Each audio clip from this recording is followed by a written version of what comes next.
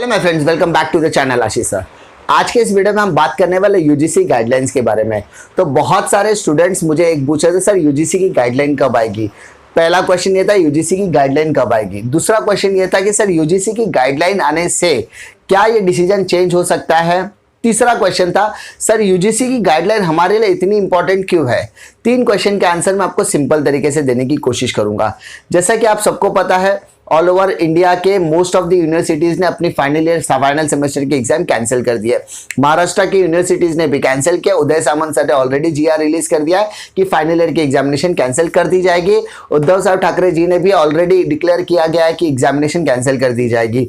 तो क्या यूजीसी की डिसीजन आने के बाद ये डिसीजन चेंज हो सकता है? Absolutely not. रीजन मैं बताता हूं। जैसे कि आपको पता है यूजीसी ने ऑलरेडी नीट की exam, JEE advance and main दोनों की एग्जाम को पोस्टपोन कर दिया टिल दी सितंबर पहला।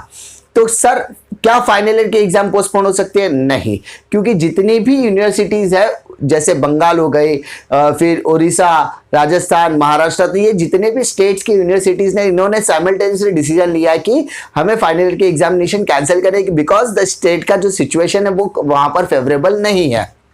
तो यूजीसी डिसीजन क्यों लेगा? तो क्या यूजीसी का इन्वॉल्वमेंट इतना इंपॉर्टेंट है? यस, सारी यूनिवर्सिटीज अब यूजीसी की तरफ इसलिए नजर रख रही है या उनके गाइडलाइंस का इसलिए वेट कर रही है क्योंकि यूजीसी जो फंडा अप्लाई करेगा, जो फॉर्मूला, जो स्ट्रैटेजीज, जो मेथड अडॉप्ट करेगा, वो मेथड डिसाइड होगा कि हमें मार्किंग सिस्टम कैसे देनी है। फाइनल ईयर फाइनल सेमेस्टर की मार्किंग का पैटर्न क्या होगा वो यूजीसी यूनिफॉर्म तरीके से अप्लाई करने की कोशिश करेगा। यानी अगर यूजीसी कोई मेथोडोलॉजी देता है, कोई मेथड, कोई स्ट्रैटेजी देता है, तो वो पूरे इंडिया में, ऑल ओवर इंडिया में सेम स्ट्रैटेजी अडॉप्ट होगी, तो जिससे हमारे बच्चों को फ्यूचर में किसी भी तरीके का डिस्क्रिमिनेशन नहीं होगा। मान लीजिए आप फ्यूचर में जाओगे जॉब के लिए और आपके प्रोफाइल में लिखा होगा महाराष्ट्र, तो उसे याद आएगा महाराष्ट्र में एग्जाम कैंसिल थी, लेकिन अगर किसी और स्टेट ने एग्जाम रखी होगी तो आपको वहां पर प्रायोरिटी नहीं दी जाए। लेकिन अगर यूजीसी इंटरफेयर करता है और यूजीसी कोई गाइडलाइन इश्यू करता है तो ऑल ओवर इंडिया में सेम स्ट्रैटेजी अडॉप्ट होगी, तो यहां पर कहीं पर भी आपको फ्यूचर में डिफिकल्टी नहीं होगी। दूसरी चीज, यूजीसी का इन्वॉल्वमेंट इसलिए भी जरूरी है क्योंकि अगर वो जो स्ट्रैटेजी अडॉप्ट करने की बात करेगा, जो स्ट्रैटेजीज देने की बात करेगा, वो स्ट्रैटेजी ऑल ओवर इंडिया में एक जैसे लेवल पर अप्लाई किया जाएगा जैसा कि उन्होंने पहले किया हुआ है।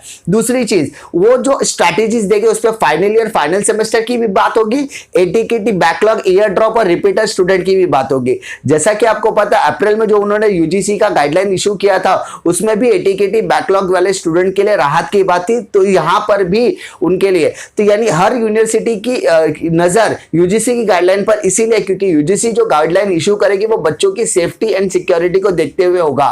तो उम्मीद करते हैं कि आने वाले 2 दिनों में जो भी रिपोर्ट आएगी वो फेवरेबल हो। आने वाले 2 दिनों में रिपोर्ट आने की बात एनडीटीवी,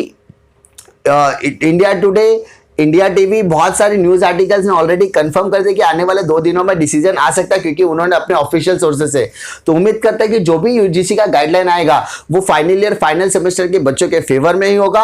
और इसके साथ साथ जो हमारे आइडॉल के स्टूडेंट है, एक्सटर्नल के स्टूडेंट है, डिस्टेंस एंड ओपन लर्निंग के स्टूडेंट है, ऑटोनोमस कॉलेजेस के स्टूडेंट है, ATKT, backlog, year drop, repeater के स्टूडेंट है, वो सभी स्टूडेंट को यहाँ पर कंसीडर किया जाएगा और जो भी गाइडलाइंस इशू की जाएगी वहां पर उनके बेस्ट पॉसिबल मैनर में एप्लीकेबल करने की कोशिश की जाएगी ताकि उनका हित ही ध्यान में रखा जाए।